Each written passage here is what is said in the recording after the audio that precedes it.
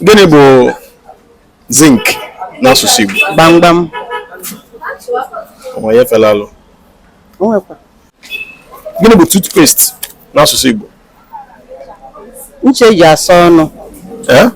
Ncha eji asa ọnụ. Ncha eji asa ọnụ.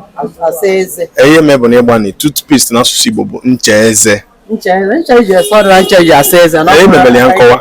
Ihe ofe ihe ahụ. Ọ bụla otu ihe. Kama na ya agaghị gị na ịgbani. Okay. Ịma mmebi ya nkọwa. Ndakwa izi nwa mmasị anyị m ncha nji asa ọnụ. Ọ ka bụ ọma mmịghọta mana nwe bụ na ịkọwara ya akọwa nwe bụ na ịkpọrọ ya aha ncha eze. Imelụ nke ọma. Zinc n'asụsụ Igbo bụ gbamgbam. Ịsatara ya.